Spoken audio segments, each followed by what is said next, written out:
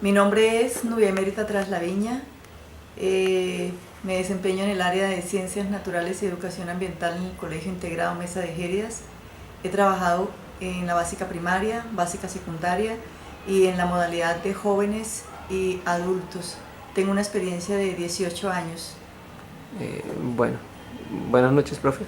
Buenas noches. Voy a recitarle una frase. ¿Qué hay en una pregunta?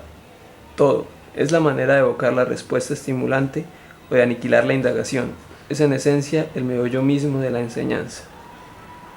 ¿Qué piensa usted de cuál es la importancia de la pregunta dentro del aula de clase en el proceso educativo? La importancia es enorme.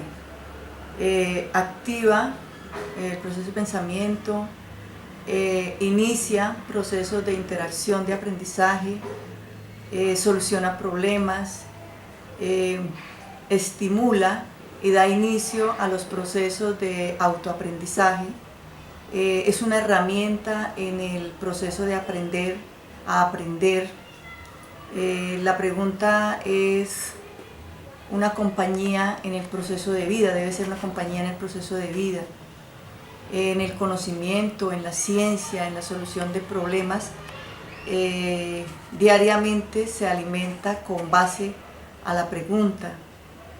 La pregunta en el aula no solo surge del docente o del estudiante, sino es un medio crítico y reflexivo para medir el conocimiento o el aprendizaje adquirido en un proceso o en las áreas del conocimiento. Profe, algunos autores han escrito que hay preguntas que en realidad no son preguntas. ¿Qué piensa usted de esto y qué considera usted importante para que una pregunta sea significativa?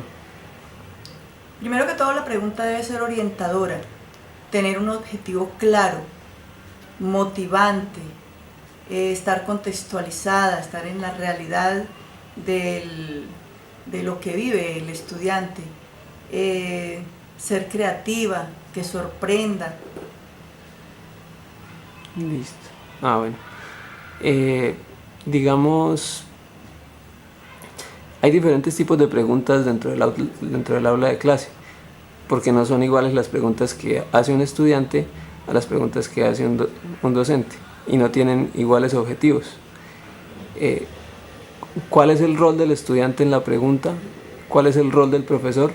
¿Y cuál es la diferencia entre estos dos roles? Bueno, primero el estudiante debe ser participativo. Debe interactuar con los demás compañeros en la solución de dudas o confrontando sus propias ideas.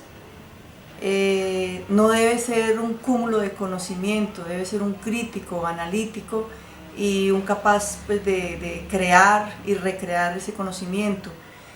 Debe valorar pues, la participación de sus compañeros y confrontar su propio conocimiento o su experiencia con la realidad.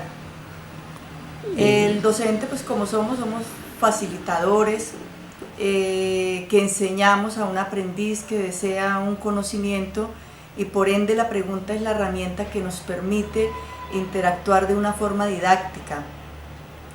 Debemos buscar la libertad o buscar la independencia, más que eso, tanto del docente como del estudiante, en interrogar, indagar, confrontar, verificar e interpretar los diferentes puntos de vista.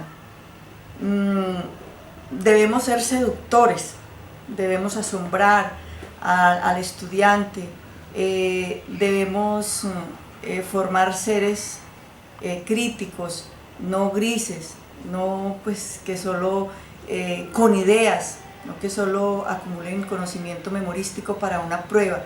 Y aparte de eso debe haber un diálogo o establecer un diálogo en el cual rompamos la pasividad del estudiante y lo llevemos a la libertad, a la independencia y lo incitemos a la transformación de la realidad.